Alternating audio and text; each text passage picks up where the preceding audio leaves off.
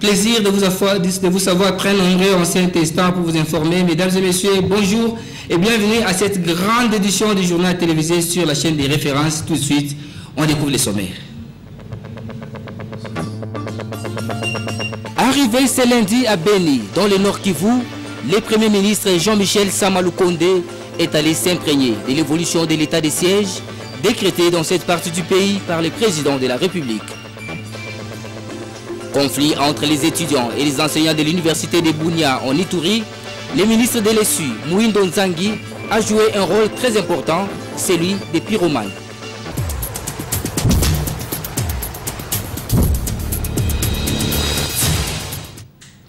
À toutes et à tous, bonsoir. Comme nous vous l'avions annoncé au sommaire, le Premier ministre Jean-Michel Sama Lukonde Kyenge est arrivé ce lundi 23 août 2021 à Beni. Nous sommes dans la province du Nord Kivu. Le chef du gouvernement est allé s'imprégner de l'évolution de l'état des sièges décrété par le chef de l'État Félix Antoine Tshisekedi dans cette partie de la République démocratique du Congo. On suit ces reportages avec Maturenda Ilambwechi et James Katambwa. Bravant tous les risques et très déterminé à suivre personnellement la situation sécuritaire sur le terrain, le Premier ministre Jean-Michel Sama Lukonde Kyenge est arrivé à Beni dans le Nord Kivu ce lundi 23 août 2021. Comme à l'étape de Bunia-Ituri, le chef du gouvernement va procéder à l'évaluation de la mise en œuvre de l'état de siège décrété par le président de la République, Félix Antoine Tshisekedi Tshilombo, dans la province du Nord Kivu. Il faut noter que cette visite revêt aussi un caractère humanitaire pour la population victime de l'insécurité dans le Nord Kivu. À sa descente d'avion, le Premier ministre a été accueilli par les officiels militaires, ceux de la police et les députés nationaux et une foule nombreuse de populations venues saluer le premier des Warriors dans cette zone dite rouge à cause de l'insécurité récurrente créée par les forces négatives. Très ressenti. Et donc nous allons faire un état des lieux avec les autorités ici locales et nous allons aussi profiter pour rencontrer toutes les couches, toutes les structures qui sont aux côtés de la population, de sorte que vraiment nous puissions avoir le plus d'informations et que nous puissions donner aussi l'état des lieux que nous avons à notre niveau et nous rassurer que nous maintenons le cap dans les opérations que nous menons ici. Mais sinon, c'est pour moi une très grande joie. Pour rappel, l'étape de Beni intervient après celle de Bunia où le Premier ministre Jean-Michel Sama Lukonde a passé en revue avec les forces vives de la province ainsi qu'avec les élus du peuple, les représentants de la MONUSCO, la situation sécuritaire sous l'état de siège dans cette partie du pays. Une forte équipe de membres du gouvernement central accompagne le Premier ministre dans cette importante mission. Comme l'a si bien dit Maturenda Ilambwechi, bien avant, le chef du gouvernement Jean-Michel Sama Lukonde Kyenge a été à Bunia, dans la province de l'Ituri, pour le même exercice. Sur place, il s'est entretenu ce dimanche avec une délégation de la MONUSCO. Une fois de plus, Maturenda Ilambwechi et James Katambwa. En mission sécuritaire et humanitaire en Ituri, le Premier ministre Jean-Michel Sama Lukonde Kyenge s'est entretenu avec la délégation de la mission de l'Organisation des Nations Unies pour la stabilisation en RD Congo, MONUSCO. Selon Kassimi Bamba, chef de section des affaires politiques MONUSCO, Bunia, qui a fait la restitution de la rencontre à la presse, il était question de faire part au chef du gouvernement de l'évolution de la situation sécuritaire dans la province de l'Ituri. Nous lui avons fait notre évaluation de la situation sécuritaire et surtout nous avons insisté sur l'accompagnement que nous apportons aux autorités de la République démocratique du Congo en général et aux autorités militaires ici. Nous avons dit que nous sommes à la disposition des autorités pour les accompagner justement dans le processus de sécurisation à travers nos deux mandats, notre mandat sur deux aspects, la protection des civils et la consolidation de la paix et la restauration de l'autorité de l'État. Nous avons particulièrement dit notre engagement à accompagner le processus de DRCS que son Excellence le Président de la République a mis en place dans le cadre de la réinsertion, de mobilisation et réinsertion des groupes armés. Rappelons que le Premier ministre Jean-Michel Sama Lukonde Kyenge est arrivé à Bunia depuis samedi 21 août 2021 dans la soirée, à la tête d'une forte délégation gouvernementale pour une mission humanitaire et sécuritaire dans le cadre de l'état de siège décrété par le président de la République. Et la très distinguée première dame de la République démocratique du Congo, Denise Nyakeru Tshisekedi, a échangé avec les parents des boursiers Excellentia qui vont s'envoler d'ici quelques jours pour la France. Il s'agit de 17 boursiers qui font partie des 57 de la deuxième édition du programme Excellentia. Papi Katassi, Marie-Sylvie, Fortuné Mboula et Solange Koualé ont signé pour vous ces reportages. Échange fructueux et parental entre la très distinguée première dame de la République dans le cadre de sa fondation et les parents de boursiers Excellentia qui vont dans quelques jours s'envoler pour l'Hexagone. Les 17 boursiers font partie des 57 de la deuxième édition du programme Excellentia. L'occasion était propice pour celle qu'on appelle affectueusement Maman Denise de rassurer ses parents de l'accompagnement et la prise en charge totale de leurs enfants par sa fondation. Rassurés de ces gestes humanitaires et de grand cœur de la distinguée première dame et de sa fondation, les parents de boursiers ont remercié la très distinguée première dame de son implication dans l'éducation de la jeunesse à travers le programme Excellentia. Une joie immense dans le sens que, vous savez, quand Dieu vous donne quelque chose, il faut le reconnaître. Je commence d'abord par rendre grâce à Dieu qui a permis à ce qui est arrivé aujourd'hui puisse se réaliser. Et aussi, je dois remercier très sincèrement le couple présidentiel. Pourquoi?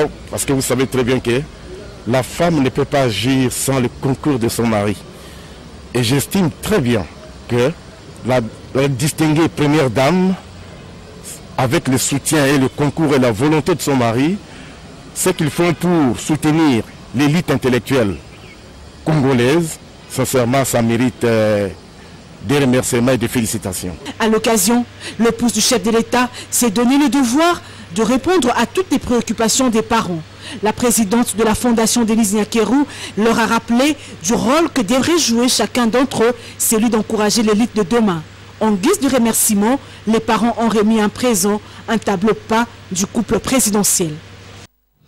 Toujours dans les registres éducation, en séjour dans la province de l'Ituri, le ministre de l'Enseignement supérieur et universitaire, Mohindo Nzangi, a condamné avec fermeté les actes de vandalisme commis à l'université de Bunia, lesquels avaient provoqué une crise de plus d'un mois entre les étudiants et les enseignants de cette institution. Les étudiants de Lilibou ont à leur tour demandé pardon au ministre pour les préjudices causés lors de leur manifestation. Les propos du ministre Mohindo Nzangi ont été recueillis pour vous par notre correspondante sur place, Charlie Omba. La crise est finie. Je voudrais vous dire que ce qui s'est passé ici était inadmissible. C'est vrai, les étudiants avaient raison, puisqu'il y avait eu une augmentation des frais qui était contraire à l'instruction académique 022. Mais puisque la question, je l'avais résolue les jours qui suivaient, je croyais que la question était déjà résolue et que les gens devaient reprendre les cours normalement. Au contraire, il y a eu des casses, il y a eu des ordinateurs perdus qui contiennent des éléments essentiels pour l'université. Il y a eu des étudiants arrêtés dans la foulée. Et donc, la crise qu'on croyait résolue, elle s'est plutôt amplifiée. Mais je remarque quand même aujourd'hui qu'il y a des avancées. Le plus grand problème de l'université de Bunia, c'est que les enseignants ne sont pas mécanisés. En fait, ils sont essentiellement payés par les frais d'études. Et ça pose un problème, puisque c'est une gestion publique. Dans les autres établissements, nous avons un taux moyen de 65 à 80% du personnel payé par l'État. Ils n'ont pas beaucoup de problèmes d'argent. Mais ici, le problème se pose avec acuité, parce que les enseignants sont payés exclusivement par l'argent payé par les étudiants. Donc j'ai pris l'engagement de parler au Premier ministre tout à l'heure et le ministre du Budget, pour puisse voir comment résoudre cette question. Si cette question est résolue, le problème de frais ne se posera plus. Pour la suite, j'ai demandé aux étudiants d'être sages. L'université, c'est un milieu de discipline. Nous ne pouvons pas nous comporter à l'université comme des codécos. Si c'est différent de la bourse, la grève, elle est autorisée, mais les casses, c'est pas bien. Et donc j'ai dit aux étudiants de l'université de Bunia Le président de la République m'a demandé de pouvoir faire un projet pour la construction de l'université de Bunia. Mais si ça doit être cassé, alors ça ne sert à rien de construire quelque chose que les étudiants eux-mêmes vont casser. Donc j'ai demandé aux étudiants d'être sages. On va poursuivre ce journal pour vous dire que les honorables députés provinciaux du groupe des 13, G13, ont regagné Mbandaka ce dimanche 22 août en provenance de Kinshasa, où ils étaient allés pour défendre la motion de défiance votée contre le gouverneur de l'Équateur, Bobo Boloko Bolumbu. Leur accueil s'est transformé en manifestation avec des chants et slogans. Arborant ainsi un cercueil en couleur rouge, la population ne jure que sur le départ du gouverneur Bobo Boloko, comme fait dire notre correspondant José Maza au Soukouma. Retour très triomphal des honorables députés provinciaux de l'Équateur du groupe des 13, autrement appelé G13 actuellement, G14 avec l'entrée de l'honorable Anthony Bomboko qui était en suspension. Ce groupe de 13 conduit par Claude Boukalompulo, le président de l'Assemblée provinciale de l'Équateur en provenance de Kinshasa, en mission de 40 jours pour défendre la motion votée contre le gouverneur Bobo Boloko. Un accueil spontané. La population de l'Équateur s'est invitée d'elle-même et sans contrepartie, mais tout simplement pour soutenir l'équipe de Claude Bouka afin de faire partir le gouverneur Bobo Boloko. Sitôt accosté au port Bankita de Mbandaka, le cortège de l'équipe de Bouka a pris la direction de l'avenue Bolengue et pour citer à la résidence du président sur l'avenue Iyasayama. Mais avant cela, le président Claude Boukalompulo a tenu un meeting populaire sur le monument des martyrs de l'indépendance situé dans l'enceinte de la commune pilote de Wangata. Pour clore, un cercueil rouge était arboré par le manifestant. Enfin, le président a annoncé une plénière ce lundi 23 août dans l'hémicycle de cette première institution de la province de l'Équateur pour poursuivre les activités de la session de juillet 2021. Dans les chants et slogans scandés par la population pouvaient retenir une seule chose, le départ du gouverneur des provinces. Après la destitution de Zoé Kabila Mwanzalomba à la tête de la province du Tanganyika, la question qui taraude les esprits de la population est celle de savoir qui sera le prochain candidat valable et capable de relever les défis de la dite province. Tentative de réponse dans cette correspondance de Moma Fataki. Après ces moments de silence absolu dans la province du Tanganyika, depuis la déchéance du gouverneur Zoé Kabila, des voix commencent à se faire entendre. Ces voix sont celles des citoyens de la province qui espèrent à un avenir radieux à travers le successeur de Zoé Kabila. Et pourquoi pas d'autres qui expriment l'envie de s'asseoir sur ces fauteuils, comme Mayani Pakou François, très ambitieux. Le vice-premier ministre de l'Intérieur a encore reçu la CENI en marge de l'organisation des élections de gouverneurs. Donc, je peux vous dire clairement que Mayani a des ambitions de postuler comme gouverneur de la province du Tanganyika parce que nous avons le souci de cette province. Nous sommes enfants du Tanganyika. Nous voulons que demain, qu'on parle du Tanganyika comme on parle d'autres provinces aujourd'hui. Ces fils du terroir croient qu'avec lui au gouvernorat, le Tanganyika deviendra une œuvre de paix où la sécurité et la cohésion seront parmi ses priorités. Pour la paix, pour que la paix revienne dans tout le territoire de notre province. Parce que jadis, on ne pouvait pas facilement quitter Kalemi pour aller à Maïla, à 120 km. On ne pouvait pas quitter facilement Kalemi jusqu'à la Mokatenga. On ne pouvait pas quitter Kalemi, Yozu, Kabalo, Manono, Moba. Mais aujourd'hui, quand même, bien qu'il y ait encore des petites poches d'insécurité ici et là, mais vous pouvez aujourd'hui, à cet instant, prendre votre véhicule, prendre votre moto, vous quittez ici, vous arrivez, vous faites un aller-retour à Bendera. Donc, voilà, nous allons nous inscrire dans cette vision du chef de l'État pour le développement de notre coquette province du Tanganyika. un courage étonnant la population de la province du Tanganyika, mais face aux défis que relève la province et l'amour de l'alma mater, celui-ci pense que le moment est venu de mettre son savoir à la portée de sa population. Pour l'instant, les postes du gouverneur restent vacants, mais au regard des enjeux de l'ère, aucun signal ne dit clairement qui sera le vrai remplaçant de Zoé Kabila. On va parler de ces lancements officiels depuis le vendredi 20 août par les gouverneurs militaires du Nord Kivu, le lieutenant général Constantin Makomba, des travaux de pavage et d'avoirie de Goma. Les 10 travaux vont durer 6 mois, comme nous fait dire la presse militaire.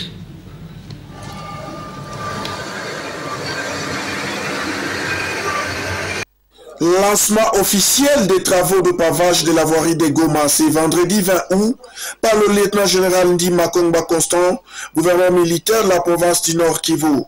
Il s'agit notamment de l'ex-avenue du port, longue de 2250 mètres, rebaptisée avenue général Ndima, et ses embranchements, financés à 100% par le gouvernement provincial. Prenant la parole à cette occasion, le gouvernement militaire a fait savoir à la population de Goma et à travers elle à toute la population de la province du Nord Kivu que l'état de siège voulu par le commandant suprême des forces armées de la République démocratique du Congo, chef de l'État M. Félix Antoine Tshisekedi Tshilombo, rhume avec le développement et la reconstruction. La rénovation urbaine d'une mégapole frontalière comme Goma constitue un enjeu dont la portée va au-delà de cette seule ville. Conscient de cet enjeu, le gouvernement provincial réitère son engagement et prouve à la face du monde que l'état de siège rime aussi avec le développement et la reconstruction. C'est pourquoi, avant toute chose, je me dois de m'acquitter d'un devoir, celui d'exprimer ma reconnaissance à son Excellence Félix Antoine Tshisekedi Tshilombo, président de la République, chef de l'État et commandant suprême des forces armées et de la police nationale congolaise pour la recherche effrénée de la paix. Je suis personnellement convaincu que la réalisation de 10 travaux permettra, entre autres, de diminuer le temps de parcours des personnes et de bien sûr ces tronçons, de réduire le nombre d'accidents de circulation, d'améliorer l'environnement immédiat et le cadre de vie des populations riveraines en contribuant qualitativement à la mise en valeur et à l'attractivité de la ville de Goma, chef-lieu de la province du Nord Kivu. Ces travaux de pavage, attribués à la Société congolaise de construction Sokok en sigle, vont se dérouler pendant 6 mois, a souligné l'ingénieur Amani, directeur général de la dite société. Notons que c'est dans sa casquette d'administrateur de province que le lieutenant général Ndima, gouverneur militaire de province, a donné le go des 10 travaux au volant de la niveleuse. On va parler de ces doubles événements ce dimanche 22 août 2021. L'Église du Christ au Congo, ECC, Communauté des disciples du Christ au Congo, CDCC, organise une assemblée générale et les conseils d'administration qui aboutiront à l'élection du président communautaire et de son vice. Ces travaux se déroulent donc à Mbandaka, correspondance de José Mazao Soukouma. Depuis ce dimanche 22 août, de l'Assemblée générale et du Conseil d'administration de l'Église du Christ au Congo, ECC, 10e communauté des disciples du Christ au Congo, CDCC.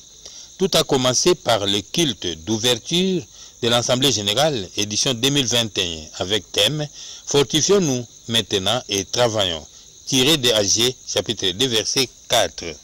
La révérende Isabelle Baloka Mathia, aumônière adjointe, a lancé les mots d'introduction de la cérémonie avant que l'aumônier titulaire, le révérend Jean-Docteur Freddy Betofé Botololo, ne fasse sa prédication sur l'évolution de l'ECC, CDCC à l'Équateur.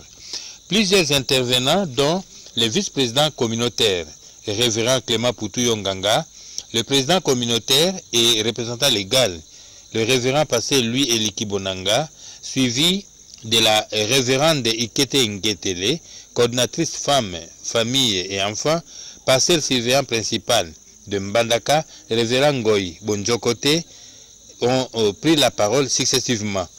En tout honneur, le gouverneur de la province de l'Équateur, Boloko Bolumbu Bobo, a pris la parole pour marquer le soutien de son gouvernement à ces assises qui vont aboutir à l'élection du président communautaire et de son adjoint. Parlons actualité telle que vue par les autres avec Esther Badibiabia qui a tendu son micro à Bijou Njodi, directeur des informations à la RTVS 1. Selon ses professionnels des médias, l'actualité reste dominée, entre autres par cette question relative à la désignation du nouveau président de la CENI. Suivons.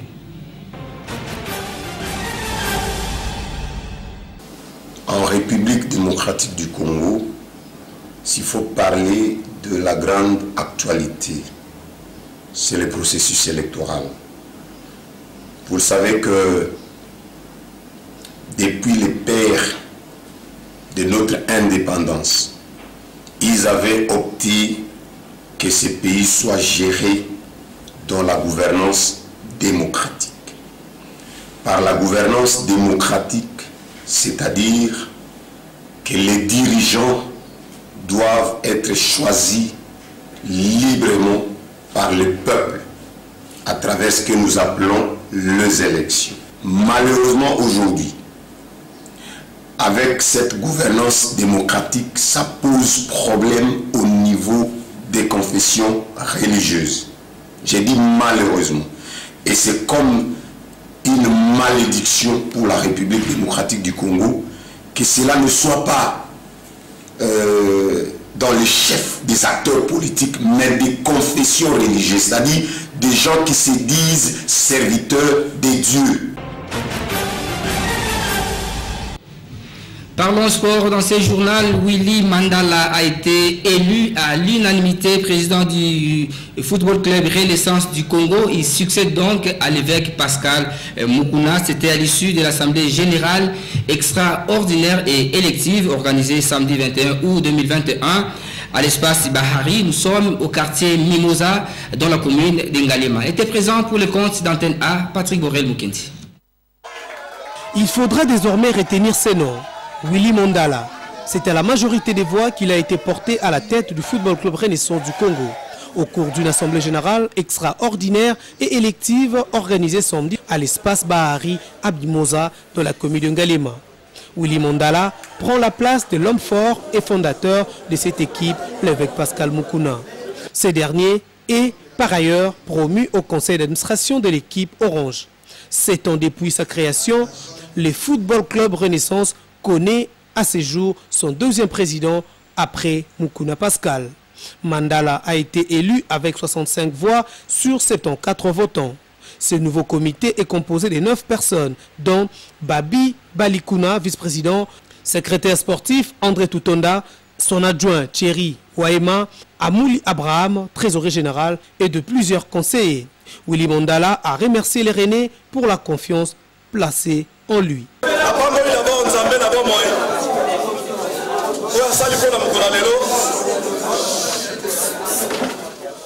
J'ai béni Dieu et je dis merci à l'évêque Pascal Mukuna qui m'a bien accueilli et les membres de toutes les structures.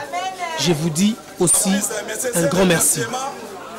Un grand merci aux supporters qui sont à Kinshasa, dans les provinces et dans d'autres pays. Nous allons ensemble nous battre pour redorer les blasons ternis.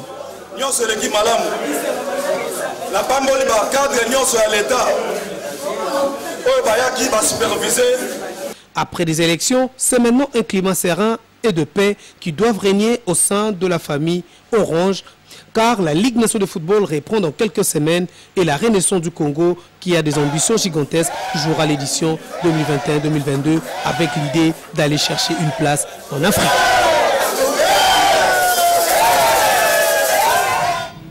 Sport toujours, les rugby club Panthère va croiser les rugby clubs de la police nationale congolaise en finale de rugby à 7 de la Ligue provinciale de Kinshasa, prévu le samedi 18 septembre prochain au terrain du commissariat général de la police nationale congolaise à Lingwala. Les détails sur ce qu'ont été les rencontres des demi-finales dans cet élément des matchs Rendaï. Il embauche. Les demi-finales du championnat de rugby à 7 de Kinshasa s'est déroulé le samedi 21 août 2021 au terrain du commissariat général de la police nationale congolaise dans la commune de Lingwala. En première confrontation, le rugby club Panther a tenu un échec le rugby club Casque Bleu de Matete sur le score de 28-0, soit 4 essais et 4 bonnes transformations. Les réalisations ont porté la signature de Diné Mboma, Eli Ikusu, Alfred Ndouba et au chapitre de transformation réussi par Laure Loabo, Lomoto Emmanuel et Alfred Mundouba. La seconde explication, le rugby club, la police nationale congolaise a corrigé le rugby club, la source des SAR, sur un score sans appel de 19-0, soit 4 essais et une seule bonne transformation réussie. Les essais ont été signés par Makanzu Kasongo, Pembele Jansi, Molibo Diedone et à l'impôt marquera les deux bonnes transformations de la police nationale congolaise. Un motif de joie pour les responsables de l'Ovalie de la capitale. La finale va vraiment péter des flammes ici, comme on peut dire. Tout le monde sera le bienvenu ici. Les membres du comité fédéral ont suivi les rencontres avec beaucoup d'attention. Au début, c'était un peu trop lourd. Maintenant, vous savez, ils ont déjà atteint la vitesse des croisières. Je crois que l'ambiance est tellement chaude. Alors, on est vraiment très content parce qu'on trouve que la finale, ça va vraiment chauffer. D'autres provinces, oui, il y a deux provinces. Il y a le Kasaï et le Bas-Congo qui sont aussi dans la phase de la proposition de la Ligue, du championnat de Ligue. Et je crois que dans 2 semaines ou 3 semaines, quand ce sera la finale, les deux provinces vont nous rejoindre ici à Kinshasa. A noter que Panther croisera la police nationale congolaise en finale du championnat de rugby à 7 de Kinshasa. On va clôturer ce chapitre sport pour vous dire que les préliminaires de tennis master de Kinshasa s'est clôturé la semaine dernière. Les quarts de finale vont se jouer le 25 août prochain au cercle de Kinshasa. Suivez ici les propos de Didier Basumukangi, secrétaire général adjoint de la fédération de la RDC de tennis, recueilli pour vous par Papi Katassi et Rigo Moulopo.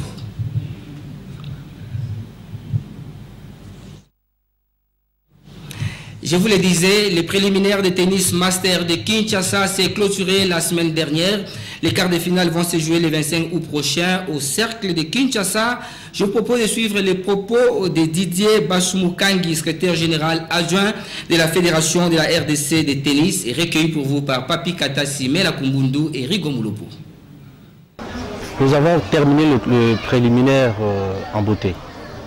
Finalement, nous avons eu l'équipe des 4 que nous étions en train de chercher parmi le nombre de participants qui étaient en lice. Et nous avons Babi Bessombi de chaque club, nous avons Regen Waku de chaque club, nous avons Adegon Poutela de l'université de Kinshasa, nous avons aussi le tout dernier Amouli Christian du Dumez Club. Donc ce sont les 4 là qui vont rejoindre les autres qui sont déjà retenus. Et quand on parle de master, c'est-à-dire que ce sont les 8 meilleurs. Donc ils font partie des 8 meilleurs qui vont disputer le master qui commence déjà ce mercredi. Alors, de ces 4 là qui viennent de rejoindre l'équipe, nous allons faire les tirages au sort quelques heures avant le lancement des matchs.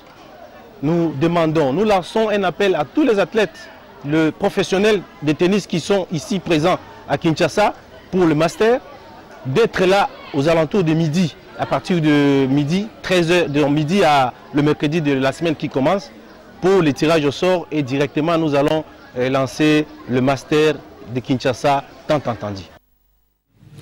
La visite de travail du Premier ministre Jean-Michel Sama Lukonde Kyenge à Bunia et Butembo, les bras de fer des confessions religieuses quant au choix du nouveau président de la Commission électorale nationale indépendante CENI, l'interview de Moïse Katumbi au magazine Jeune Afrique, tels sont là quelques sujets d'actualité développés par les journaux parus et ce lundi. Revue de presse dans une sélection et un commentaire signé pour vous par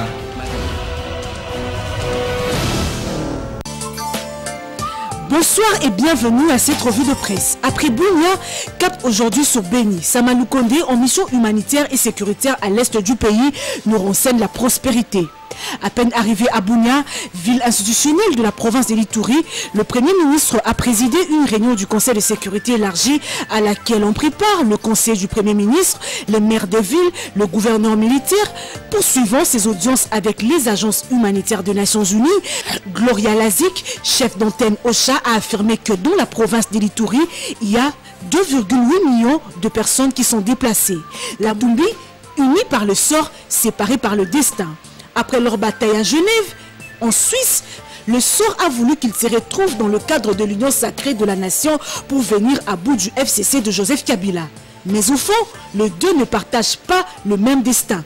Si le sort les a ramenés au sein de l'Union sacrée pour la nation, le destin voudrait qu'en 2023, chacun trace son chemin. Et Katumbi l'a fait savoir à voix audible d'ailleurs. Terminé, au revoir et bonne soirée chez vous.